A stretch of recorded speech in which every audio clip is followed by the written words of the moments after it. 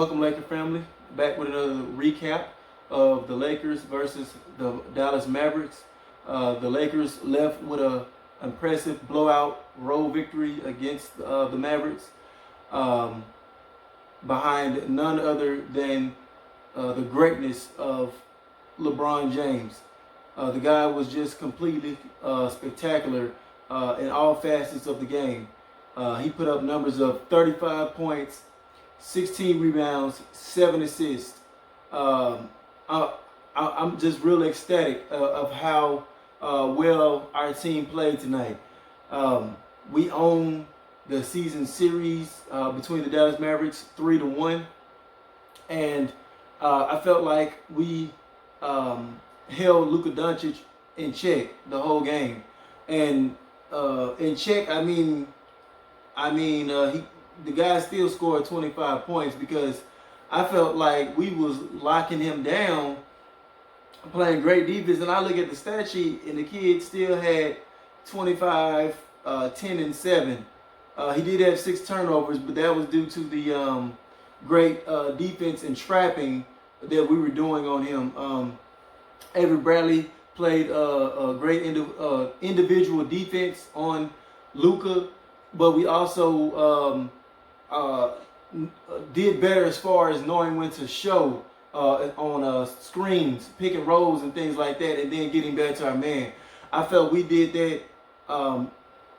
We did a terrific job as far as our defensive scheme on that. Kudos to the coaching staff, Frank Vogel, for having our guys prepared for Dallas high-octane offense. The Dallas Mavericks are on a historic pace as far as offensive efficiency, and we were able to go in there and disrupt them like that. The first quarter, the Dallas Mavericks were scrambling. They couldn't even throw a basketball in the ocean, if you will. It was that terrific of a defensive display by our Los Angeles Lakers. I felt like our big men did good this game. JaVale McGee and Dwight Howard, they just couldn't stay out of foul trouble. And I think it was third quarter. Yeah, it was mid third quarter when Dwight and JaVale McGee both suffered 5 personal fouls, and we had no choice but to go small. And as soon as that happened, that's when Dallas began to make a little run. They cut it down to 10, and Frank Vogel called a timeout. That was the only time I got a little nervous feeling in there, because he had to come back. He came back in the after the timeout. He came back in the game. There was no Kyle Kuzma and no LeBron James. He had like Caldwell Pope, Caruso, Rondo, Jared Dudley on the floor, and it was like I was like, oh, okay, so where is the consistent scoring threat going to come from? But those guys actually held it down pretty good while LeBron and Kyle Kuzma was on the bench during that stretch. That I believe they actually expanded upon the lead too during that point, and they were able to give LeBron and Kuzma enough rest time to come back in the fourth quarter and just finish the game off. So I was very pleased with that. Kyle Kuzma, another he had a good game today in the absence of Anthony Davis. He had 26 points, 6 rebounds, 2 assists, no turnovers. So Kyle Kuzma showed in this same particular game. Kyle Kuzma showed a little bit of what has summed up his season so far, and what everybody has been, saying or criticizing him about.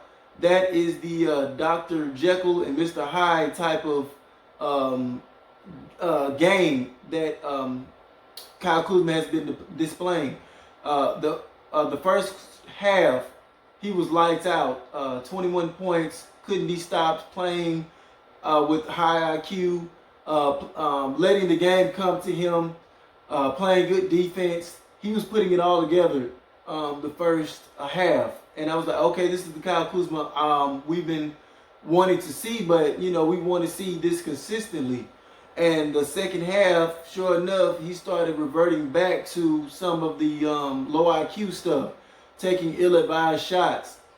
I hate to psychoanalyze Kyle Kuzma because he did good in the absence of Anthony Davis, but this game still summed up his game as a whole for this season. If you could bottle that first half up and play like that when Anthony Davis comes back, that is what we want, and that's what we need from Kyle Kuzma. We don't need the second half of this game, Kyle Kuzma. It was he looked a little bit antsy and out of place, and just going down the lane, throwing Hail Marys up and airballing threes, stuff like that.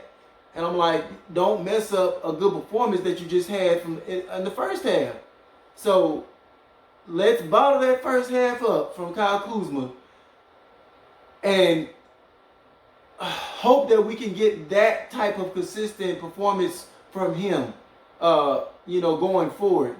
I'm crossing my fingers. That's what I want from Kyle Kuzma. The rest of the guys, the role players, they played great. Bradley, hell of a game defensively, and he knocked down open shots when needed. Rondo played within the flow of the offense. I felt like he played good this game. He didn't force anything. As long as Rondo plays like that, I can live with it. Let's see. Danny Green, 3 points. He didn't really get a lot of open looks, so I'm not gonna get on him too bad because they were the Dallas Mavericks were making sure they stayed glued to Danny Green. And so LeBron James had to often find other people open on double teams. Let's see here. Caldwell Pope, 8 points. Good hustle in limited minutes. Caruso, I felt he played good, 9 points. He even had good key defensive moments against Luka Doncic. Who we got? Let's see. I was pleased to see Giannis's younger brother in the game, Antetokounmpo. Although albeit it was just 2 minutes, but it was fun to see him get a little stretch in there. Quinn Cook, he ripped some clean-looking mid-range shots during garbage time. Maybe that'll give him a little bit of boost of confidence going forward. But other than that, our team as a whole, I felt like we got out to a big lead and we didn't let it get any less than 10 points. And every time the Dallas Mavericks tried to make a run, the coaching staff either called the timeout or the Lakers made a run of their own to expand upon the lead again. So yes, the Dallas Mavericks were without Porzingis, but we were without Anthony Davis, so it made it still a fair matchup. So very, very pleased. We're 31-7 on the season. And we have the Oklahoma City Thunder tomorrow. They have been playing great. CP3 looks rejuvenated over there with those guys. That young kid, Shea Gil Alexander, he's been playing great. He's been playing phenomenal this year. So those guys we have to look out for.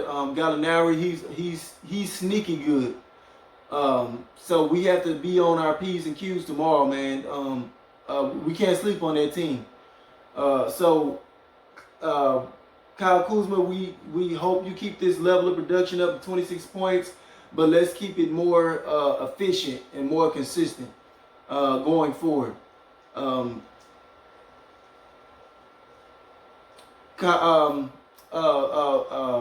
The coaching staff of Rick Carlisle, I felt like we were getting into the Dallas Mavericks' head this game. They just couldn't get into any type of flow.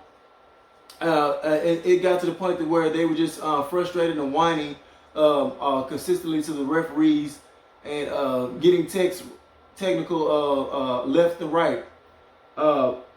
Rick Carlisle even got ejected because he knew that they wasn't going to win this game. He had to do what he could to provide a spark for his team.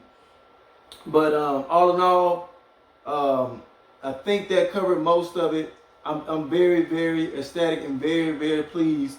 I have hardly any bad things to say about this game. So let's continue this effort. Let's hope that Anthony Davis gets enough rest and recuperates fast. I believe he will not be playing tomorrow against Oklahoma City, and they may relook at it for Monday night's game. So with that being said, I think I covered the bulk of it. And as always, thank y'all for watching my videos and rocking with me. I will be back for another recap of tomorrow's game against the Oklahoma City Thunder. See y'all next time. Peace.